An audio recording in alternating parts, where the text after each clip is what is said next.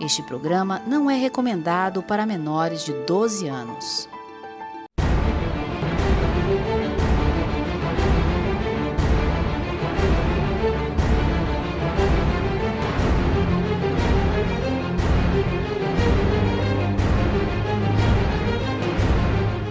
Boa noite a vocês aí de casa. Hoje o Acerto de Contas está trazendo informação. Que tipo de informação? Se você quer estudar à distância, você fique bem ligado no que nós vamos comentar aqui hoje, porque o Dr. Marcos Duarte, primeiramente, boa noite, Dr. Marcos Duarte. Boa noite, telespectador. Dr. Rebouça, boa noite. Boa noite, meu amigo Maciel, boa noite, doutor Marcos, boa noite, telespectador. O Marcos Duarte está trazendo uma novidade. Nós estamos fazendo hoje o programa em 3 mãos aqui, para contar um pouco dessas novidades, não é isso, Rebouça? Porque o Marcos está trazendo uma faculdade que tem 50 anos de tradição do estado de São Paulo, sediada na cidade de Campinas. Marília, sediada na cidade de Marília, aqui para o nosso estado. E para o Rio de Janeiro. E para o Rio de Janeiro. É. Fala um pouquinho dessa faculdade, Marcos, ou quais são os cursos, como é que funciona. Nós estamos aí, o programa é teu hoje. É o seguinte, primeiro eu queria dizer que o ensino à distância, na minha opinião, é irreversível. Não tenho dúvida. Se você vê hoje uma estrutura gigantesca que nós temos na maioria das universidades do Brasil, isso está totalmente obsoleto, ou quase que totalmente obsoleto. Por quê? Se você prestar atenção, o Rebouça, o curso à distância bem feito, bem estruturado, com a tecnologia boa, ele proporciona um aprendizado muito bom também e ainda uma economia de tempo, estacionamento, trânsito para o aluno, deslocamento de ônibus, né? E outra coisa, permite ao aluno adequar o seu tempo. Quer dizer, toda uma comodidade, né? Isso, no meu modo de entender, para alguns cursos.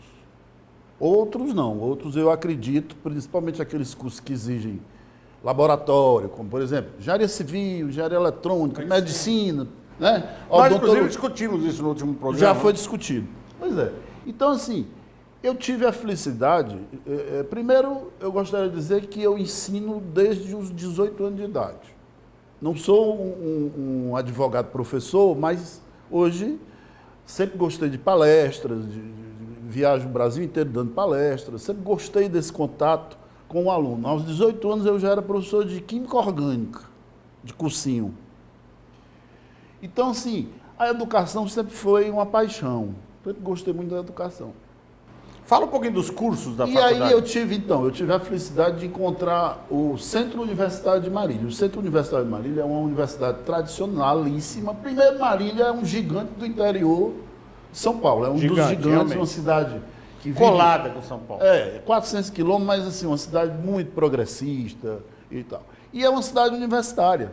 Existem grandes universidades em Marília. Então, o Centro Universitário de Marília, o Univem, é uma dessas universidades, com 50 anos de tradição, uma qualidade muito boa de ensino, reconhecida, e vários cursos que eles possuem. Eles começaram com o curso de Direito presencial, Administração e Ciências Contábeis. Hoje tem uma grade imensa de cursos. E aí eles, há um ano, estão se preparando com toda a tecnologia para o ensino à distância. E aí, esses cursos agora estão sendo oferecidos além fronteira, quer dizer, o aluno não precisa mais para estudar numa universidade, como o Univem, que é o Centro Universitário de Marília, ele não precisa mais ir para São Paulo, ele assiste aqui no Maracanã. Não, e é importante dizer, salientar aqui para o público, que nós estamos falando de uma universidade que tem 50 anos de história. Não é aquilo que eu disse no último programa, que é uma uni qualquer, que hoje que tem, mas uni. Não, nós estamos falando de uma universidade que existe há meio século. Meio século. Né? E que todos os cursos são devidamente reconhecidos, não é credenciado. Você sabe que tem uma diferença, né? Explica essa diferença para o nosso público. Credenciado é aquele curso que está autorizado a funcionar, mas o diploma, quando o aluno termina, não é reconhecido pelo Ministério da Educação. complicado. Que muitas vezes é um grande engodo para muitos alunos.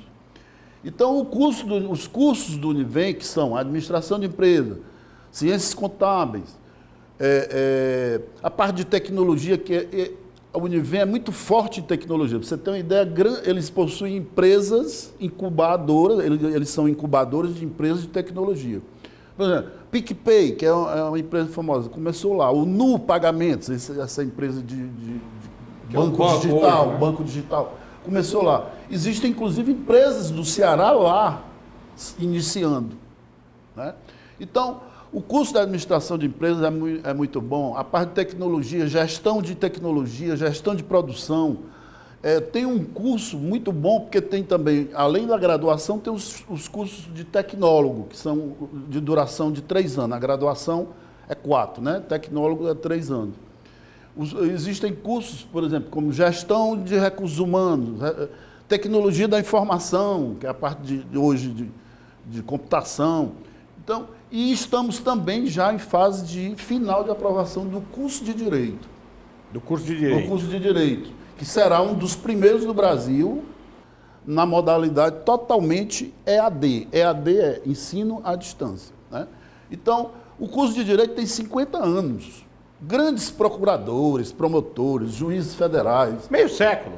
Aluno Meio século de história. Aluno E o importante de nós passarmos isso ao nosso público pelo seguinte: a qualidade do ensino. Que nós discutimos justamente isso, né, Rebouça? No último programa, que tem essas unis aí que o aluno se forma sem experiência nenhuma de campo e começa a dar aula para as outras pessoas, esse ensino à distância, que eu disse, inclusive, que uma coisa é formar um aluno, uma coisa é a capacidade de um aluno formado há muitos anos fazer um ensino à distância. Então, existe essa diferença. Outra coisa, Marcelo, a gente tem que falar para o telespectador a diferença entre o ensino à distância e o ensino virtual. O ensino virtual é aquela modalidade de ensino muito passiva. O professor grava uma aula, um determinado curso, uma determinada aula, e o aluno simplesmente assiste aquilo ali, a hora que quiser. O ensino à distância não, existe o acompanhamento, ou seja, é educação à distância, existe um monitoramento. Então, o aluno interage com o professor. Existem os canais de comunicação, através do bate-papo. Em tempo real. É como se fosse a sala de aula, só que com a comodidade de você estar aí na sua casa. E eu ainda vejo uma vantagem, porque muitas vezes, por exemplo, eu que fui aluno de curso noturno, rapaz, o cara passar o dia todinho trabalhando, como eu era na época, eu era gerente da Ortobon, quando eu fiz o curso de Direito. Rapaz, eu tinha 140 lojas para visitar. E de lá eu ia para a Unifor, assistir aula. Eu chegava lá, só o bagaço. E o professor também, porque o professor do curso de Direito normalmente é o quê? É o juiz, é o advogado, é o promotor, é o camarada que passou o dia fazendo audiência, que passou o dia trabalhando. De noite, o cara estava morto. Quando dava 10 horas da noite, estava todo mundo dormindo. Entendeu? Então, assim, a vantagem do ensino à distância é esse, que existe uma preparação do professor para uma preparação maior para aquele conteúdo que ele irá ministrar. Então, eu vejo com muitos bons olhos o ensino EAD. Por isso que eu digo que é irreversível, né? Ele foi desencadeado, já existia, mas foi desencadeado pela pandemia, né? Assim como muitas outras coisas, e eu acho que é irreversível. E o Univem tem essa grande vantagem. E nós trouxemos o Univem para Fortaleza e região metropolitana. Fortaleza e Rio de Janeiro, é isso? E também para o Rio de Janeiro. Estamos levando para o Rio de Janeiro. Você que é o agora. responsável por esse casamento. Pelos polos. Fortaleza, região metropolitana, e o polo do Rio de Janeiro, que estamos em fase de montagem. Então, assim, é uma vantagem para você que quer estudar, que quer ter oportunidade, já pode, inclusive, fazer o vestibular. E outra coisa, Marcelo, o aluno do curso à distância, ele pode entrar a qualquer hora. Não tem mais aquele negócio de 2 vestibular por ano. O cara entra, entendeu? Quero estudar, Ele vai lá no computador, matricula, aí tem a forma de ingresso que ainda é exigido, que é ou pelo vestibular, ou pelo ponto lá do Enem, ou pelo quem já é graduado. Mas, assim, basta olhar aqui nos caracteres, ó, univem.edu.br, Edu de educação, univem.edu.br. Tá passando aí no seu, Tá no seu passando anote aqui aí. no caractere, você entra aqui no site, já cai lá no site da instituição, muito bem montado, tem lá ensino EAD, aí você clica lá, tem todos os cursos, todas as informações, você pode se matricular lá tranquilamente, que a sua matrícula vem para Fortaleza. Dá uma ideia de preço aí, os preços são aqui acessíveis. É uma média de R$240. Então, aí a comunidade, vamos falar disso então. Entendeu? A comunidade está aí, você gasta muito mais para se locomover mensalmente Nossa Senhora! para uma sala de aula, sem falar do desgaste físico, né? A questão da alimentação, enfim.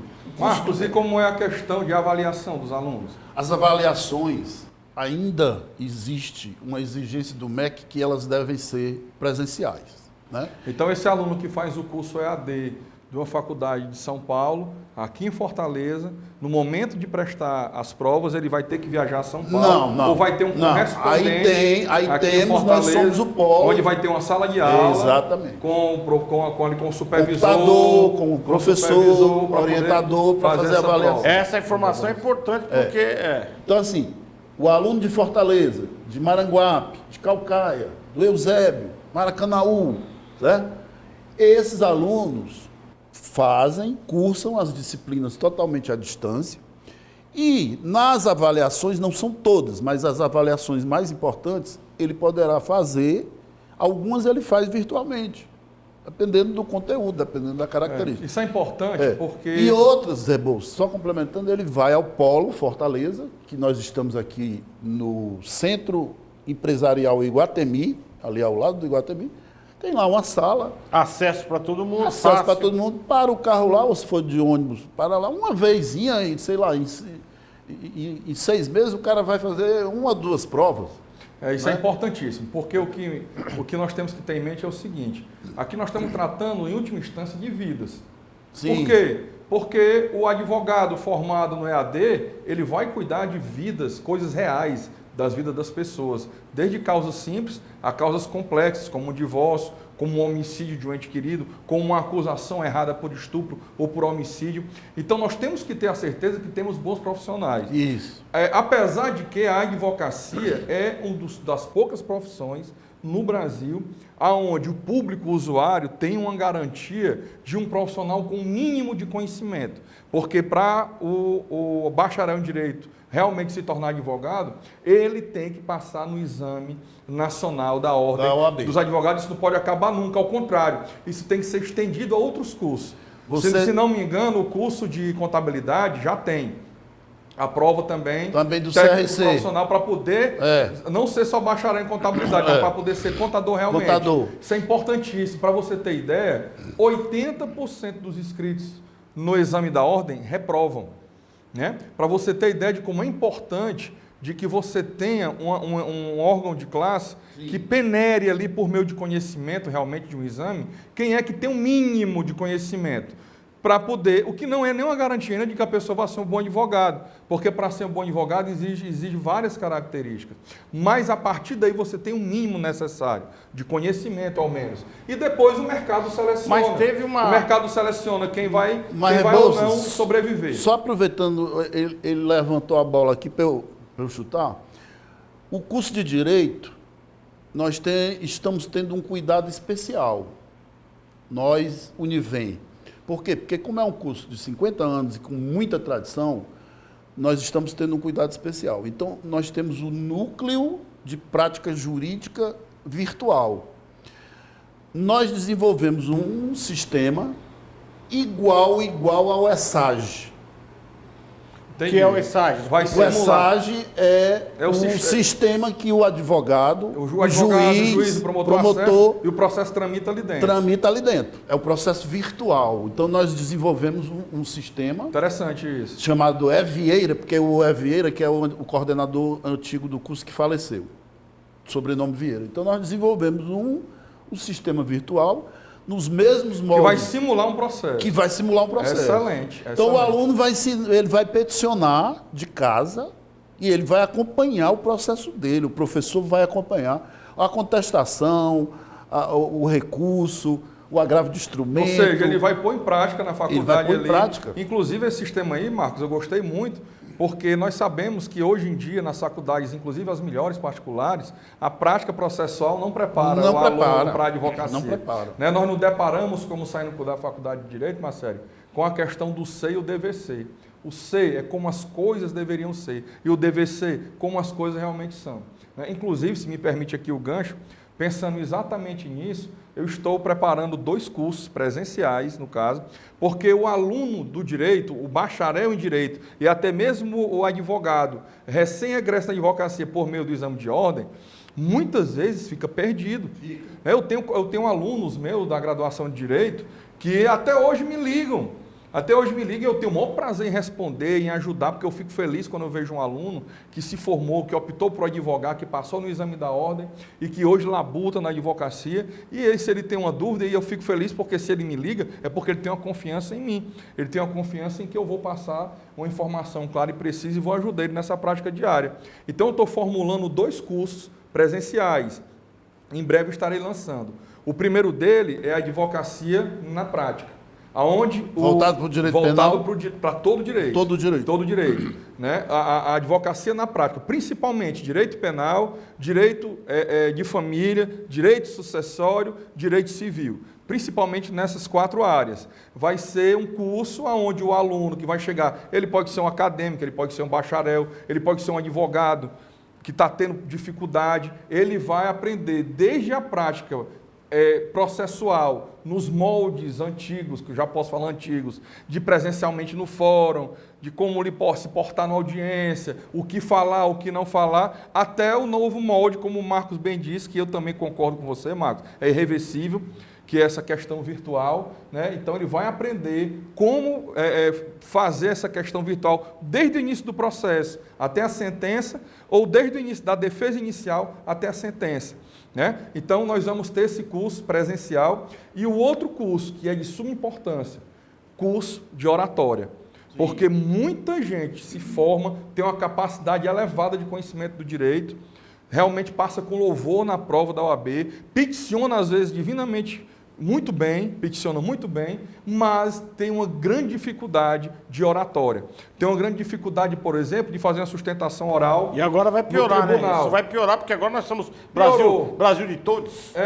Agora isso aí não passa agora, mas vai piorar. Nós somos Brasil de todos. Vai piorar, sabe por quê, Marcieri? Com a questão da virtualização, nós tivemos agora problemas, inclusive, nas faculdades.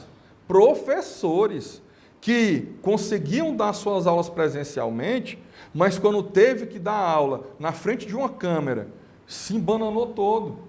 E aí ficou doente, apareceu doença, apareceu viagem. Por quê? Porque não conseguia ter essa intimidade com falar de frente com a câmera. Então hoje nós temos 2 vertentes, inclusive, da oratória. A oratória presencial e a virtual. Né? Isso tudo eu estou formatando este curso de oratória, professor Carlos Rebouças, onde nós vamos ter um curso onde o aluno vai chegar ali sem intimidade nenhuma, com público ou com câmera, e vai sair falando realmente como um orador deve falar, tanto diante de um público, como diante de um público virtual, por meio de uma câmera. Em breve teremos isso. O importante, só fazer uma adendo aí às colocações de vocês, que eu acho importante, o importante é vocês de casa pesquisarem da onde, como se fundou essa faculdade, qual é a formação do professor que vai dar aula para vocês, quanto tempo esse professor tem de formado? Ou seja, buscar informações que possam trazer um ensino de qualidade para vocês. Em qualquer faculdade, né, Marcelo? Qualquer faculdade. Não, eu estou dizendo genericamente. Genericamente. Mas agora nós vamos falar do creme vegetal Tainá, sabor manteiga. Dá uma olhada aí. Eu só uso Tainá, é de palma e faz bem. Alô, você, dona de casa, compre Tainá também.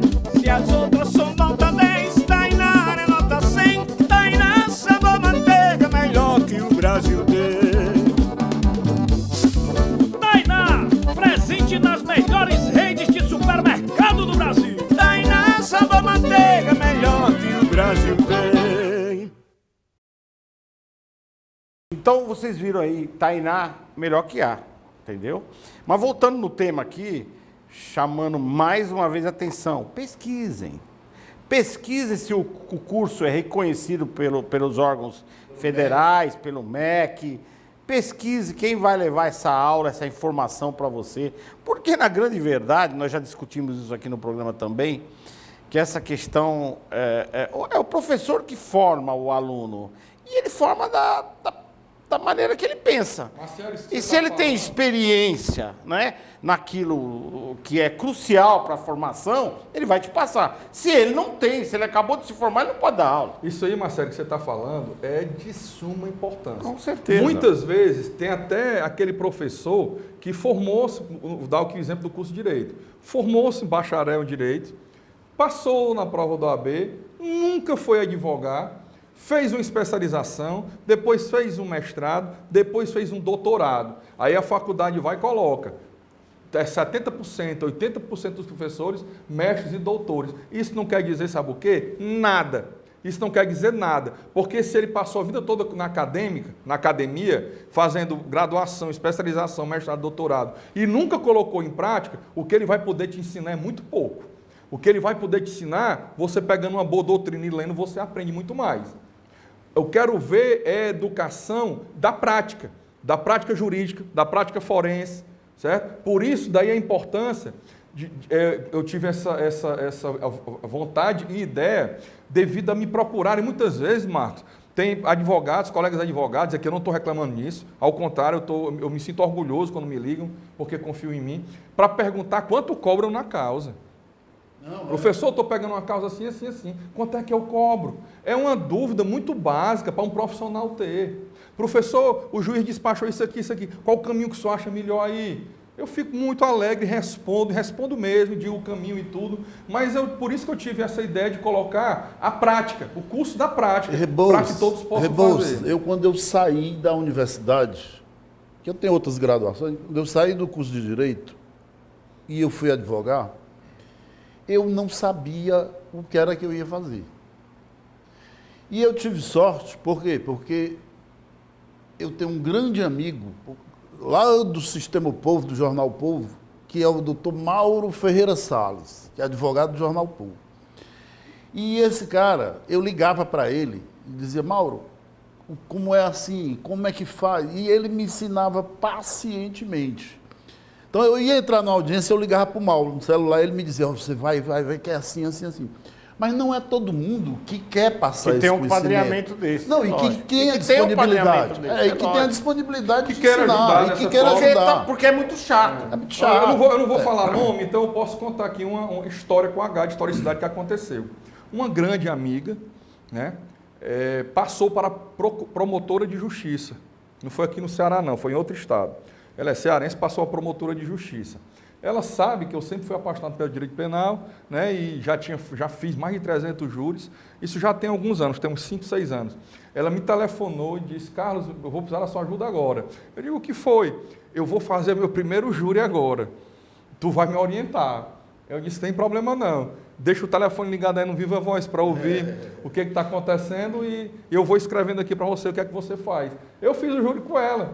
Ela promotora, fazendo o júri, isso não tem demérito nenhum nela, ao contrário. Ao contrário. Ela quis fazer da forma correta, sabendo que eu tinha uma experiência, e aqui eu posso declinar 2 nomes de 2 pessoas já falecidas. Ignorante, Rebouças, é aquele que ouve, não entende e não pergunta o que é. Esse é o verdadeiro ignorante. Exatamente. Que não quer aprender. Posso declinar aqui o nome de 2 pessoas já falecidas, que foram meus, digamos assim, mestres no júri, né, que é o doutor Jucide Peixoto do Amaral. Meu amigo. Já faleceu, foi um tremendo juiz da Quinta Vara do Júri. Eu fiz com o Jucide o maior júri popular do mundo. Nós colocamos 1000 pessoas no Hotel Gran Marquise.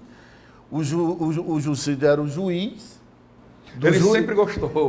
O Capês era o promotor e o Quezado era Foi um júri simulado. Eu que organizei aquele júri no lançamento da revista Leis e Letras, 2006. Eu me lembro, da júri minha simulado. revista. E o grande promotor, falecido também, infelizmente, doutor José Wilson Furtado, que era promotor, que era apelidado carinhosamente pelos amigos de Bombom. Que estava também nesse júri simulado. Doutor Zé Wilson, eu fiz com o doutor Zé Wilson mais de uma centena de júris como estagiário dele, e na época o defensor da vara era outro grande amigo, esse está vivo, espero que viva muitos anos, o grande amigo, doutor Emerson Castelo Branco, defensor público, que também fiz muito júri com o Emerson, né, na defesa. Então ali foi a quinta vara do júri, foi uma grande escola para mim, quando eu era acadêmico de direito penal, porque eu já tinha essa curiosidade. E ali, então, realmente, eu pude trazer essa bagagem, né, sobre o Tribunal do Júri, hoje com mais de 300 júris realizados, tem um já programado agora, outro aí, para o mês, se eu não me engano, é de maio do ano que vem. Então, eu quero passar essa bagagem para essas pessoas que não têm o conhecimento prático, né, inclusive de Tribunal do Júri também. E algumas pessoas me perguntam, mas doutor Marcos, você é advogado de família, de direito de sucessões? Aliás, quero fazer um comentário aqui. Para mim, na minha opinião, eu sou um cara muito crítico, muito observador. Para mim, dentro da área de família, doutor Marcos Duarte é o melhor. Para mim, doutor Marcos foi presidente do IBDFAN, que 10 anos. Ceará por 10 anos, né? Realmente tem um grande conhecimento de Tem gente que me pergunta, mas você, na área acadêmica, sim, porque eu sempre fui ligado ao ensino. Eu acho que o grande diferencial do advogado é ele estudar todo dia. Você, Marcelo, um dia você me disse, rapaz, estudar direito tributário todo dia, você me disse, né? E o Rebouças também é um estudioso. Eu sei que ele é. É porque senão você fica para trás. Então você fica para trás. Ó, se você for analisar, eu estava dizendo isso ontem atendendo um cliente. E fazer tudo você nunca vai fazer com perfeição. Essa é a grande realidade. Você tem que especializar. É o que eu sempre em uma área. É como médico. Pelo como menos médico. no máximo 2, 3 áreas. Porque se você for querer, como se diz popularmente, abraçar com as pernas, como é que você não faz nada. Não tem. Primeiro, a capacidade intelectual de recepção não é igual, é diferente de cada um. Né? Não dá para você fazer uma captação de tudo que acontece dentro do mundo do direito civil, do direito de família, do direito trabalhista, do direito penal. É como médico, você tem que ter uma área específica, é óbvio. Dentro daquela área específica, você tem que ser, não diria o melhor, mas você tem que ser, eu sempre disse, um dos melhores. Marcelo, quem é vocacionado para a educação é um apaixonado, porque, rapaz, não existe coisa melhor. É uma terapia. Financeiramente não tem vantagem nenhuma. Mas é uma terapia. Olha, mas você tem, por exemplo... Satisfação pessoal. A satisfação de você ensinar o que você aprendeu. Rapaz, isso é de uma grandeza imensa. Tem gente que retém conhecimento, né? Tem gente que não gosta de ensinar, né? Entendeu? Por exemplo, os grandes advogados no passado eram aqueles camaradas que retinham meia dúzia de teses, uma biblioteca riquíssima, e eles não passavam o conhecimento para ninguém. É o pulo do gato. É o pulo do gato. E, por exemplo, tem gente que diz, mas tu vai ensinar o que tu sabe? Claro que eu vou. Né? Claro que eu vou. Então, isso é vocação para ensinar. E o diferencial do Univem, ainda falando do Univem... Então, fala da Univem. O diferencial é esse, que o Univem, o Centro Universitário de Marília, ele é mantido por uma instituição filantrópica. Não tem fins lucrativos. Todo o recurso da universidade é investido dentro da universidade. Agora eu preciso só dar uma pausa, que nós vamos para o segundo bloco, e nós vamos falar num tema que está muito polêmico dentro do direito criminal, eu diria. Então, a Netflix está usando aí os acontecimentos de fatos ocorridos, de crimes aí, para fazer filme disto. Como é que fica isso? Nós vamos saber já depois do nosso patrocinador aí, Mansão Marcelo. Fiquem ligados aí. Já a gente volta a falar nisso.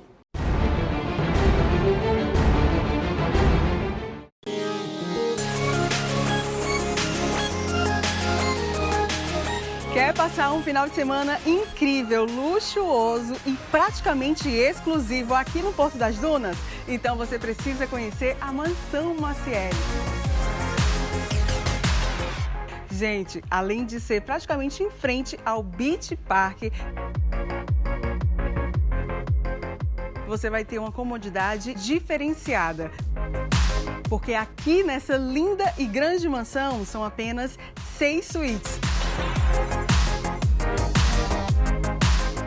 Gostou da Mansão Maciel? Eu adoro, eu vivo por aqui.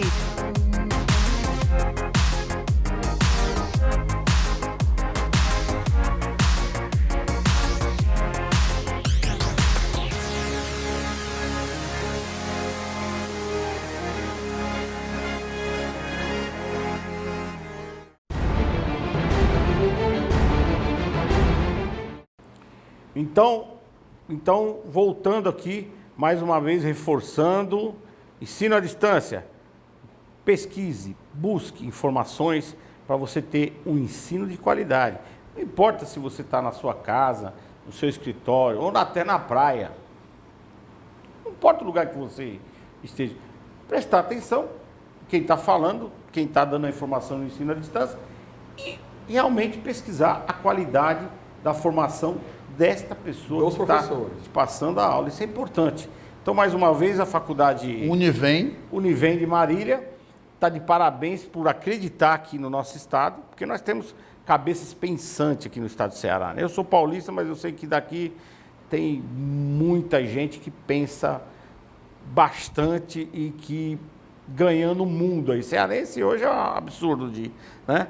Mas, Rebouças, vamos voltar no assunto aqui, bastante polêmico aí, que está existindo, essa é a tua área criminal, Marcos, está existindo aí agora alguns seriados, algumas séries de filmes baseados em fatos que aconteceram, crimes famosos, isso, que aconteceu. Crimes famosos. Amazon Prime lançou agora aí com a o caso da Susana von Richthofen. Com a Susana von Richthofen. E também com o... E a Netflix tem uma série da Elise Matsunaga. Que é aquele do que o proprietário da York foi assassinado por ela e tal. Como é que fica isso? Eu acho que... Porque, assim, é um pouco complicado, porque... Seria uma apologia ao crime? Não, eu não diria uma apologia, mas o seriado, muitas vezes, não conta, no meu entender, a história de realmente como foi, né? Por exemplo, dá um exemplo. O filme do seriado de Pablo Escobar. O filho do Pablo, até hoje, ele briga com a Netflix, dizendo que a história que a Netflix colocou. Não é verdade. Não é verdade. Não é verdade. Tem muitos fatos que não aconteceram, que estão no filme, estão na série.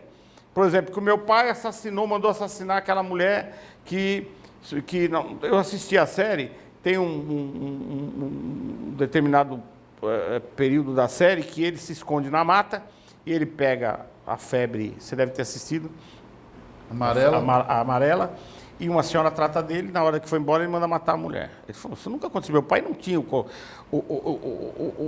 essa forma de agir, né? Ele era muito revoltado com as pessoas que queriam competir no meio dele, no meio do narco, mas não com as pessoas comuns, pelo contrário, ele ajudou muita gente, isso é fato. Inclusive é idolatrado por muita população pobre daquele país. Tem um bairro lá que se chama Pablo Escobar. E as pessoas rezam para ele como se santo fosse. Como se santo fosse. Na verdade, agora, eu não estou aqui dizendo que o Pablo é o melhor ser humano do mundo. Agora, o que nós precisamos entender é como dois pesos, duas medidas. Essa coisa é muito complicada, porque talvez a pessoa até autoriza fazer o seriado e tal, e depois as pessoas distorcem, como aconteceu no caso do Pablo. Né? Na verdade, na Netflix você tem essa série bem conhecida, chamada Narcos. Narcos, que a primeira temporada e a segunda narra a vida e a história do cartel de Medellín, que é chefiado pelo Pablo Escobar, e depois a continuidade é sobre o cartel de Cali, né, que sucedeu o cartel de Medellín. Mas na própria Netflix tem uma série chamada Pablo Escobar, El Patrón del Mal. Sim. Essa série, ela é enorme, ela tem mais de 300 episódios, e ela é uma série que realmente retrata com mais fidelidade tudo o que aconteceu durante o período do maior narcotraficante da história do mundo. Mas trazendo aqui para o Brasil, né, nós temos hoje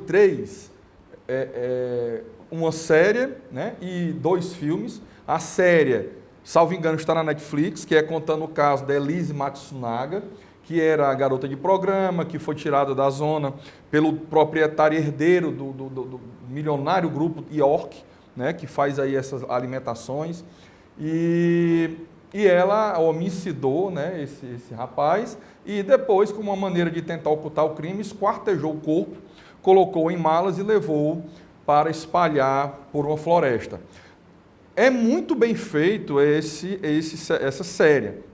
Por quê? Porque ele narra 2 visões. Como Maciel disse, sempre vai ter 2 lados. E essa série, ela realmente busca mostrar 2 visões e não chega a uma conclusão. você, telespectador, tire a sua conclusão. Aliás, Rebouças, o crime, ele sempre fascinou muito. Sim. Né? Sim. Por exemplo, eu lembro, aqui no Ceará... Né? Eu até acho que essa série, só pegando um gancho aí, Marcos e Rebouças, essas séries, por exemplo, do Pablo Escobar, incentiva muita gente a entrar para o crime.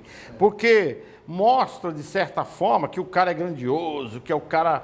O Pablo realmente foi um dos caras mais ricos do mundo, mas tem que se entender... Ele foi o mais rico do mundo, ele se propôs a pagar a dívida externa. Sim, mas tem que se entender uma coisinha aí, viu, pessoal de casa? Isso foi na década de 80. Né? É como vocês pensarem assim, Matarazzo, vou dar um exemplo aqui, bem distante das coisas, duas coisas distintas.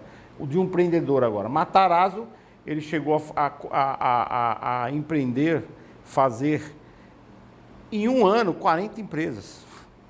Não vai existir outro Matarazzo. Não vai existir outro Matarazzo. Hoje o mundo exporta, é muito mais dinâmico, a informação chega muito mais rápido, tudo é globalizado. O que eu quero dizer é que essas séries, elas são, por exemplo, do Pablo Escobar, é preocupante, porque de certa forma leva uma ideia de glamour. O que acontece é que o Marcos diz... O que eu ia falar era isso, sobre esse fascínio que o crime exerce sobre a mente das pessoas. Exato. Né? Então, por exemplo, os crimes famosos do Ceará, né? Nós já tivemos. Sim. Eu lembro... Da Toque Disco. Toque Disco, Flávio Carneiro, né? Isso. Flávio Carneiro, aquele do menino... A própria da família dele, a Renata...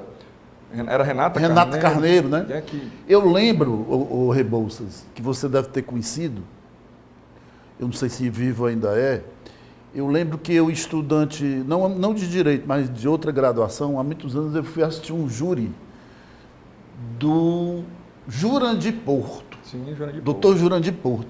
Rapaz, ele ainda é vivo, é? Não seria esse. Esse advogado, o Rebouças, criminalista brilhante do Ceará. Eu sei que o filho dele é juiz, né? Jurandir Porto Rosa, né? Eu fui assistir esse júri lá naquele fórum do centro, ali da Praça da Catedral. Rapaz, esse camarada, ele fazia um júri, assim, de uma forma teatral. Ele pegava um lenço, ele ficava limpando as mãos, enxugando as mãos com o lenço e falando, camarada, o dom da oratória. Então, o direito penal, o crime, ele sempre fascinou.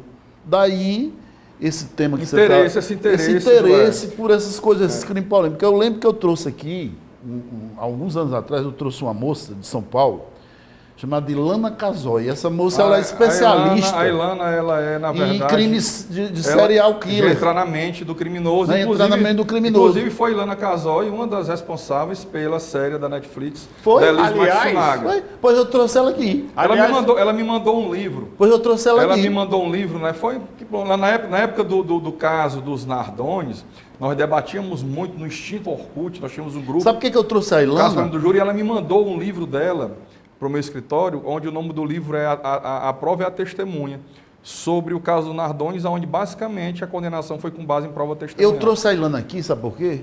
Porque ela estava atuando num caso, ela atua a convite da polícia, a polícia convida ela porque ela é especialista nisso, ela vai entrar na mente do criminoso em série, o camarada que mata um bocado de gente, a psicóloga. Serial killer. E tinha um camarada no Maranhão que ele já tinha assassinado mais de 40 crianças. O cara era focado em matar crianças. E ele estuprava e matava crianças. Mas para a gente não fugir do foco da discussão. Não, eu estou falando exatamente isso. Aliás, Jeová Mendes, esse fascínio esteve conosco aqui, o historiador, está lançando um livro agora, que eu, inclusive, vou fazer parte dessa edição desse livro, com muito prazer. Quem, Marcelo? Jeová Mendes. É um historiador. Ah, tá. Um dos maiores historiadores do mundo, na minha opinião. É o que escreveu os Papas Eclésios da História, Jesus dos 13 aos 33, várias publicações. É um cara que já esteve no Jô por 8 vezes dando entrevista. Cearense. Jeová Mendes, muito conhecido. Está lançando agora nesse livro agora, os maiores crimes da história do Brasil. Na verdade, ele vai falar sobre os maiores homicidas da história do Brasil. Da história do Brasil. Então, agora, voltando agora ao nosso assunto, a questão é muito polêmica.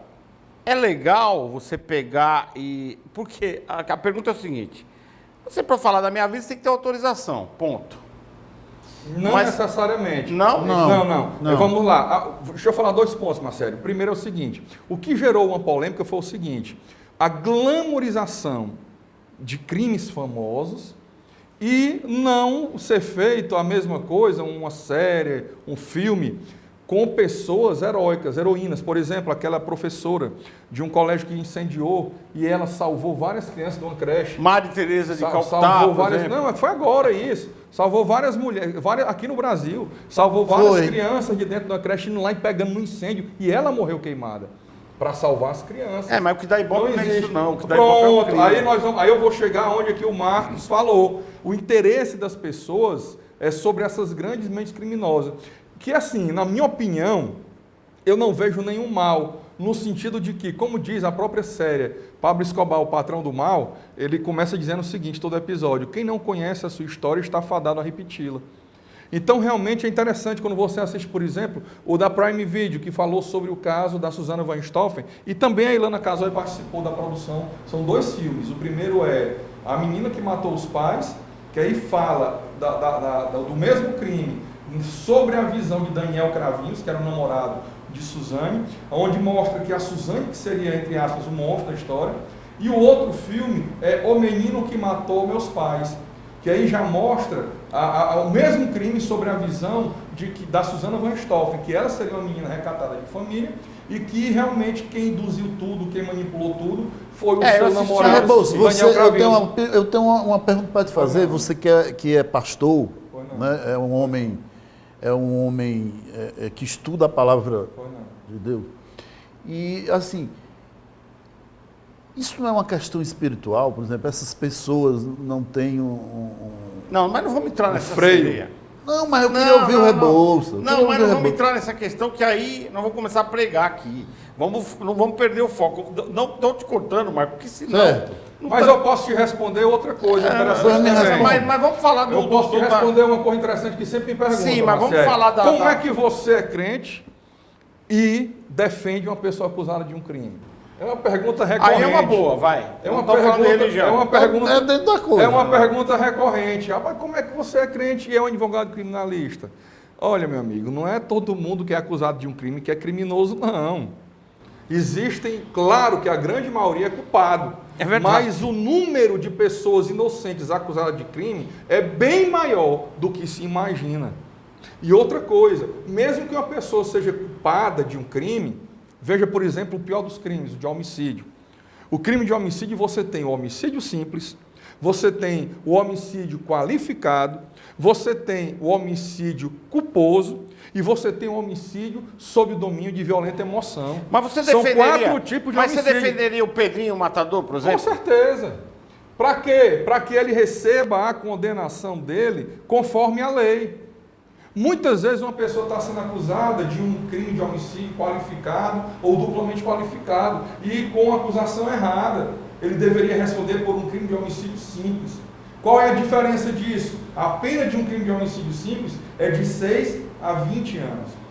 A pena de um homicídio qualificado é de 12 a 30. O cara já baixa a pena mínima, o dobro da mínima do simples.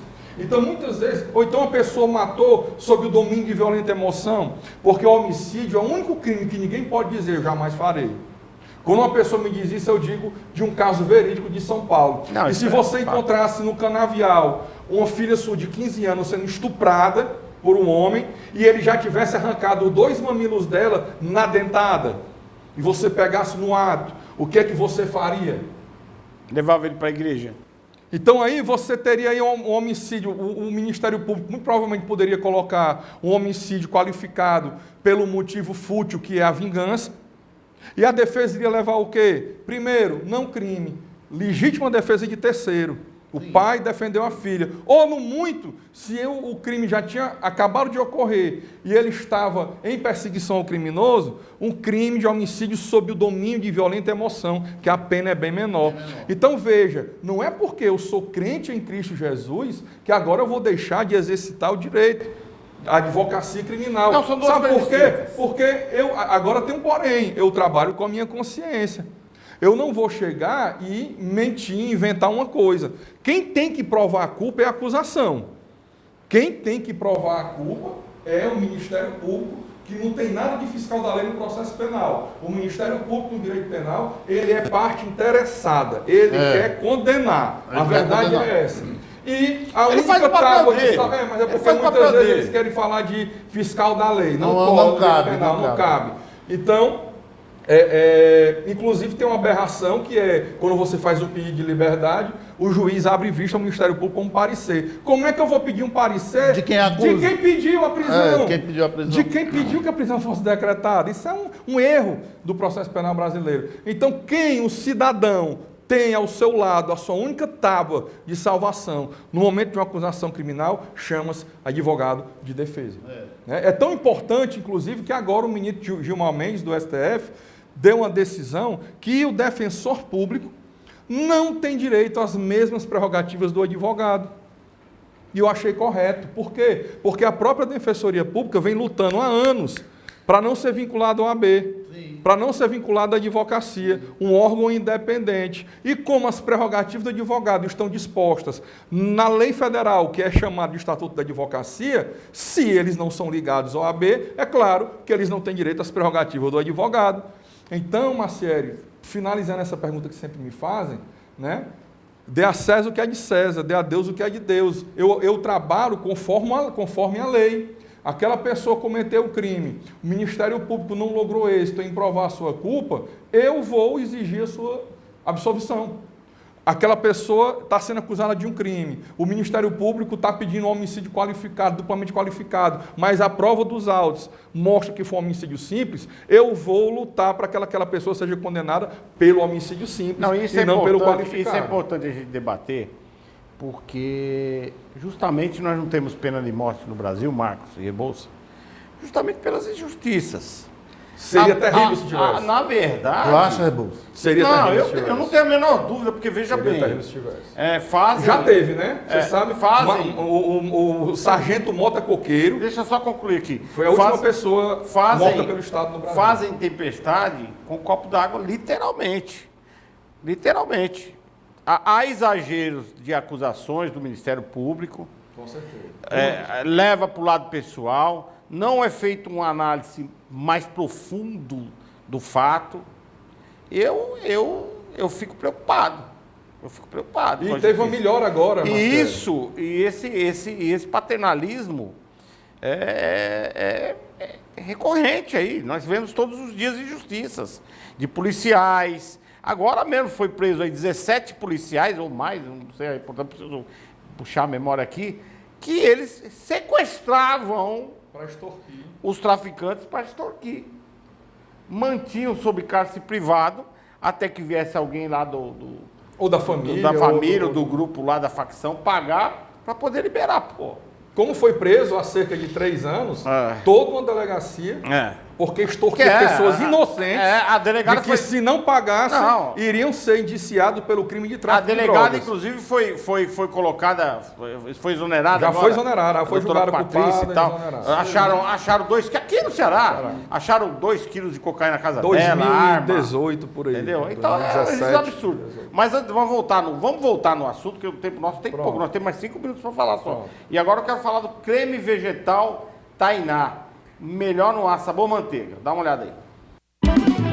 Eu só uso Tainá, é de fama e faz bem. Alô, você, dona de casa, compre Tainá também.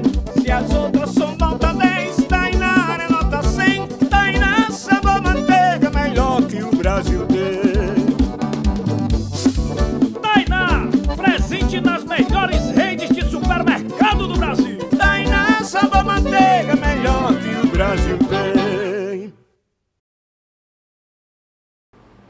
Então, voltando aqui com vocês aí de casa, a pergunta que eu quero a resposta agora, para a gente mudar um pouquinho assim, nosso assunto, tem que haver autorização do indiciado que está preso, das pessoas envolvidas no fato criminoso, para que a Prime ou a Netflix possa fazer um seriado disso ou não, Rebouças? Muito boa a sua pergunta, e é o seguinte, quando um processo transita em julgado, né? Ou seja, quem é que pode dizer se uma pessoa realmente é culpada por aquele crime? É o devido processo legal, penal, constitucional.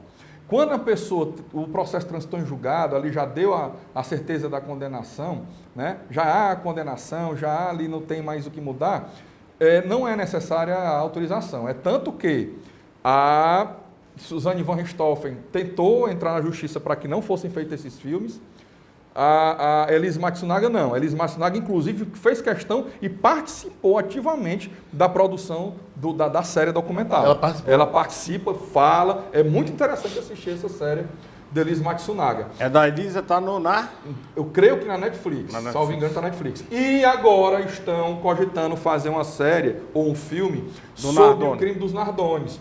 E a família, né, da criança, da Isabelle, a mãe, né, já entrou, e a avó já entraram na justiça tentando barrar a realização dessa série, documental ou filme, não sei o que vai ser. Nardone foi aqui que jogaram a criança do... O pai jogou que foi acusado de jogar. Né? Dando um transtorno julgado. Não transtorno julgado, não. E ali é o seguinte, eu creio que não vão conseguir barrar. Porque, Marcelo, existe um princípio, o processo é público.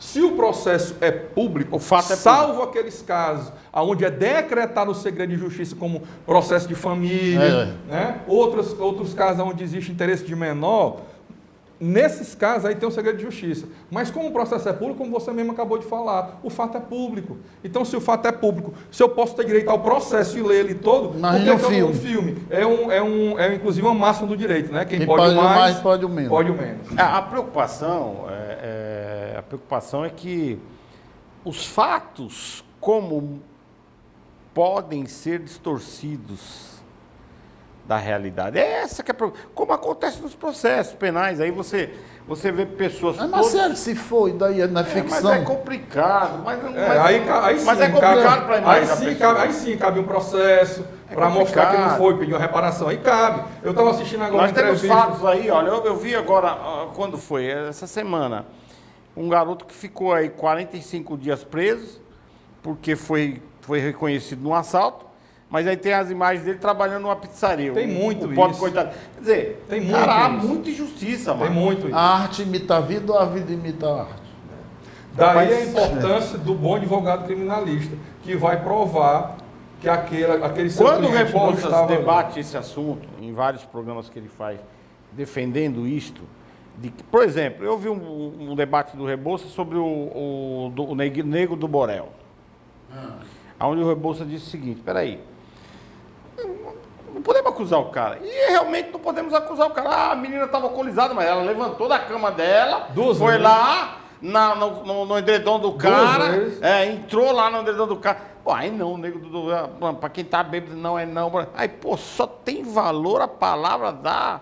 E ela já disse que não tinha sido pior nesse caso, que nem a palavra dela, porque ela não falou. Falou que não falou, ela falou nem teve relação. E o cara também bebeu, aí veja bem, a subjetividade, na mente da pessoa, se ela tinha condições entenda ou não. isso. Aí pega um caso desse, vamos dizer, o caso do Nego do Borel. Destrói a vida da pessoa. E destrói a vida da pessoa e coloca isso daí, faz um seriado sobre isso. Nego do Borel, estuprador. Porque o grande problema da mídia é esse. No Brasil, principalmente. Já taxa o cara como estuprador. Não, já condena. Já condena.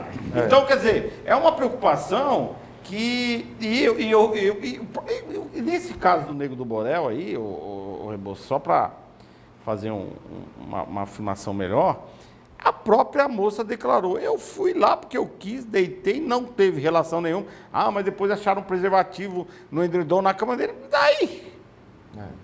É muito complexo. Eu tive um caso no meu escritório, em 2017, por aí, chegou lá um senhor condenado a 19 anos de prisão por estupro de vulnerável da própria filha de 3 anos. Olha que absurdo. E ele já chegou lá condenado a 19 anos. E faltava um dia para o recurso. Graças a Deus nós temos no Código de Processo Penal um dispositivo que você pode apresentar a apelação e requerer apresentar as razões da apelação na instância superior. Que aí você ganha um tempo para estudar o caso e fazer a apelação. Estudei o caso, fiz a apelação. Quando foi, acho que foi em 2019. Em 2019, um pouco antes da pandemia, o caso foi para julgamento no Tribunal de Justiça, fui lá fazer a sustentação oral. O relator do caso diminuiu a pena só um pouco, o Ministério Público, para variar, pediu que fosse a condenação mantida de primeira instância, mas uma desembargadora estava bem atenta na sustentação oral e pediu vista dos autos. para puxar um voto, talvez um voto divergente. Eu já estava até me preparando para uma nova ostentação oral, quando, para minha grata surpresa, eu vi ali um despacho já no processo da desembargadora que pediu o voto de vistas, dizendo que realmente não tinha indícios de que houve o crime, ao contrário, não tinha prova nenhuma de um estupro ali daquele pai contra aquela filha, ao contrário, era um bom pai, zeloso, que tinha várias filhas, nunca teve acusação nenhuma, né? Ali a mulher, a mãe da criança, usando de uma falsa imputação para tomar o bem, a casa de residência, né? E ali a desembargadora entendeu pela absolvição, e para minha grata surpresa mais ainda, o próprio desembargador relator, que tinha votado apenas para diminuir a pena, ele teve, isso é que eu digo, gente que tem cultura, gente que tem responsabilidade no cargo que ocupa, não tem orgulho de dizer, não, eu já falei, está falado. Ele mesmo disse, reconheço que a desembargadora tal adentrou ao caso mais aprofundadamente parabéns, que eu, parabéns. e concordo com ela que é caso de absolvição. E ali eu chego a me arrepio quando eu lembro desse caso. Gente, e o rapaz foi absolvido. Mas acabou o nosso programa hoje. Acabou. E vocês aí de casa fiquem ligados todas terças, sextas e domingo.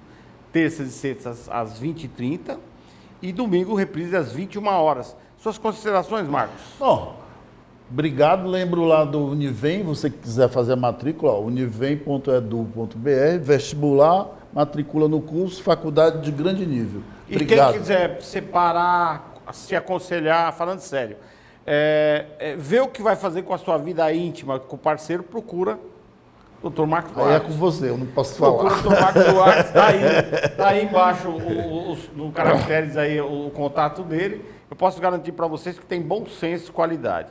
E aproveitando, claro que eu não vou deixar de falar do meu amigo Rebouças. Como criminalista também por isso que nós formamos essa bancada de peso, né, Rebouças? E estamos aí estamos sempre aí nas suas residências. Rebouças, suas considerações. Hoje esse programa foi fantástico porque lhe informou de como você deve se formar. Desde a questão da graduação, o Dr. Marcos Duarte trouxe aqui uma opção fantástica para quem quer fazer cursos com uma faculdade de 50 anos de existência. Isso é fantástico, né? Não Isso é importante. Não é coisa de inexperiente. Né? E vem aí o curso Professor Carlos Rebouças, né? Onde teremos 2 primeiros cursos, que será o curso de advocacia na prática e o curso de oratória. Né? E quem quiser me ver nas redes sociais, ver os debates, ver as opiniões, você aí no TikTok, Carlos Rebouças _, no Instagram, Carlos Rebouças _advogado cristão, no Facebook e no YouTube, Carlos Rebouças, você me encontra. Deixa eu fazer uma pergunta para vocês que eu nunca fiz para a gente finalizar o programa. Vocês atendem quem quer tirar alguma dúvida por telefone? Eu atendo por meio de consulta, Marcelo.